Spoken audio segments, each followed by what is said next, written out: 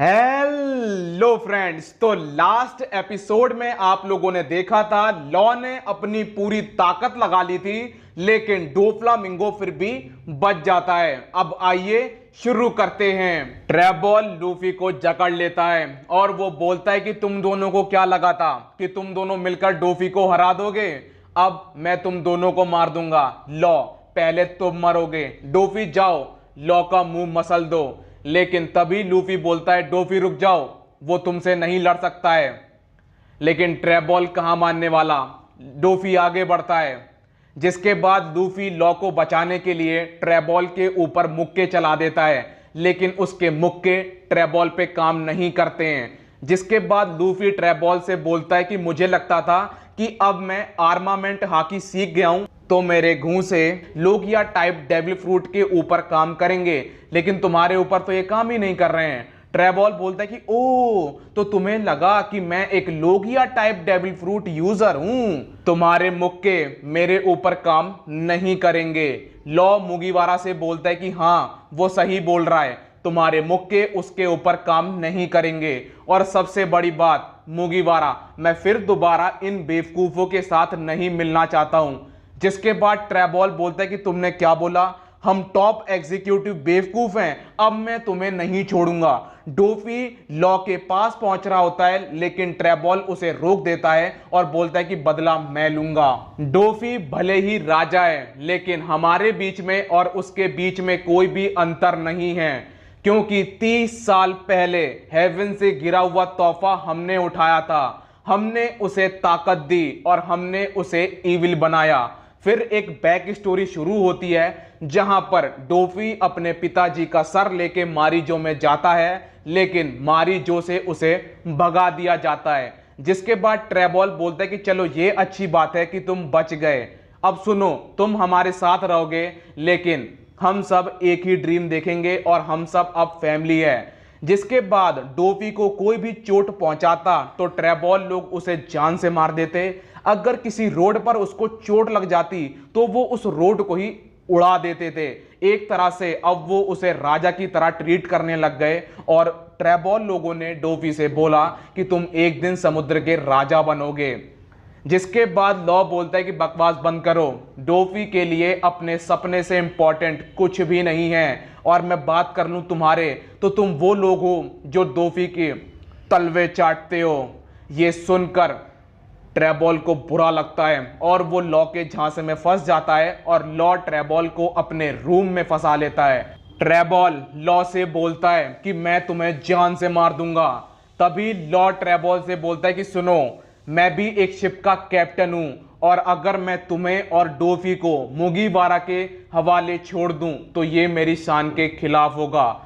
तभी लॉ अपने कटे हुए हाथ से स्टेरबन ब्लेड नाम का अटैक यूज करता है और वो ट्रेबॉल को नंगा कर देता है। यहां पर नंगा करने से मतलब है दोस्तों, ट्रेबॉल अंदर से खोखला होता है, जो उसका डेविल फ्रूट होता है स्टिगी, उस चीज की उसने अपने पूरे शरीर पर कोटिंग कर रखी होती है। लेकिन लॉ अब उस कोटिंग को उतार देता है और ट्रेबॉल अंदर से खोखला होता है। लेकिन ट्रेबॉल बोलता है कि मुझे पता है कि ये मेरा अंत है। तो वो बोलता है कि तुम्हें पता है ना, जो ये मेरी स्टिगी चीज है इसमें आग लग जाती है। तो ट्रेबॉल उस चीज में आग लगा देता है। फिर बहुत बड़ा धमाका होता है, सबकी नजरें उसकी तरफ होती हैं, सबको लगता है कि लॉ मर जाएगा, लेकिन लूफी लॉ को बचा लेता है और फिर वो लॉ को रॉबिन की तरफ फेंकता है तो रॉबिन उसे कैच कर लेती है। लेकिन डोफी तभी मैदान में आता है और वो लॉ के ऊपर अपने स्ट्रिंग बुलेट से हमला कर देता है। थोड़ी देर के लिए हर इंसान अपनी जगह पर अटक जाता है, बस सबकी निगाहें इस पे टिकी होती हैं कि क्या टोफी का अटैक लॉ के ऊपर पड़ेगा। सबकी उम्मीदें खत्म हो जाती हैं, क्योंकि उस अटैक को रोकने वाला वहां पर कोई नहीं होता है। लेकिन तभी कैवेंडिश मैदान में आता है और वो प्रीसियस मेटल एक्स नाम का हमला यूज करता है और वो डोफी के अटैक को रोक देता है। इसके बाद लूफी बोलता है कैवेंडिश सबको यहां से लेके जाओ। कैवेंडिश बोलता है मुगिवारा, मैं एक अटैक तो डोफी के ऊपर करके ही जाऊंगा। लूफी बोलता है कि मैं सबको तुम्हारे हाथों में छोड़ता हूं। जिसके बाद कैवेंडिश कुछ नहीं बोलता और वो बोलता है कि ठीक है। इसके बाद वो निको रोबिन से बोलता है कि मैं जरा बार्टोलोम्यू के पास जा रहा हूं क्योंकि यहां पर उसकी एबिलिटी बहुत काम आएगी। इधर कायरोस लियो से बोलता है कि क्या तुम लॉ को ठीक कर सकते हो। लियो मना कर देता है। इसके बाद मैंसेरी बोलती है कि शायद मैं अपनी एबिलिटी से लॉ को ठीक कर सकती हूं। इधर कैवेंडिश बार्टोलोम्यू के पास पहुंचता है और उससे बोलता है कि अपनी एबिलिटी का यूज करो और सीढ़ी बनाओ। निको रोबिन नीचे आएगी, बार्टोलोम्यू सीढ़ी बनाता है और इधर हमें दिखाया जाता है कि बर्ड केज ने पूरी ड्रेस रोजा में हाहाकार मचा दिया है। डोफी बोलता है बहुत हुआ मुगीवारा, क्यों ना मैं लॉ को इस दुनिया से अलविदा कर दूं। लूफी बोलता है बिल्कुल, तुम मुझे हराओ और लॉ को इस दुनिया से अलविदा कर दो, लेकिन मैं उसके हमलों को बर्बाद नहीं होने दूंगा। जिसके बाद लूफी डोफी के ऊपर हमला कर देता है, बहुत सारे मुक्के चलाता है, अपनी बजूका से हमला करता है, लेकिन डोफी उसके अटैक से बच जाता है और बोलता है कि तुम तेज हो लेकिन अपने वजन को कहां ले जाओगे। और इसके बाद डोफी अपने ओवरहीट से लूफी के ऊपर हमला कर देता है और फिर वो लूफी से बोलता है कि मैंने तुम्हारे ऊपर जब से नजर रखी है जब तुमने क्रोकोडाइल को हराया था, फिर मैंने तुम्हारा नाम पढ़ा मोंकी डी, और फिर तुम मुझे मरीन फोर्ड में नजर आए और आज तुम यहां तक पहुंच गए हो। इसके बाद हमें लॉ दिखाया जाता है जो कैवेंडिश से बोलता है कि मुझे यहीं पर उतार दो। जब मैं 13 साल का था तब से मैं जीता हुआ आ रहा हूं बस डोफी को मारने के लिए। जितना मैं कर सकता था उतना मैंने किया और अब मैंने डोफी को लूफी के हाथों में छोड़ दिया है। लूफी को मैं अपनी आंखों से जीतते हुए देखना चाहता हूं और अगर वो हारता है तो मैं उसके साथ यहां पर मरना चाहता हूं। इधर लूफी और डोफी के बीच में कॉन्करर हाकी का क्लैश हो रहा होता है, बहुत तगड़ी बैटल चल रही होती है। लॉ कैवेंडिश से बोलता है कि मैंने मुगीवारा को इसमें घसीटा है तो मुझे यहां पर छोड़ दो। निको रोबिन बोलती है कि ऐसा नहीं है, जब दो कैप्टन आपस में अलायंस बनाते हैं तो दोनों बराबर के हकदार होते हैं। अगर लूफी यहां पर आया है तो वो अपनी मर्जी से आया है और अगर वो डोफी से लड़ रहा है तो ये भी उसी की मर्जी है। जिसके बाद लॉ बोलता है कि प्लीज मुझे यहां पर छोड़ दो, मैं सब कुछ अपनी आंखों से देखना चाहता हूं, प्लीज मैं भीख मांगता हूं। जिसके बाद कैवेंडिश बोलता है कि मैं समझ गया, निको रोबिन तुम आगे जाओ, मैं लॉ के साथ रुकूंगा और अगर लॉ के ऊपर मौत आती है तो सबसे पहले उसे मुझे मारना होगा। जिसके बाद निको रोबिन वहां से चली जाती है।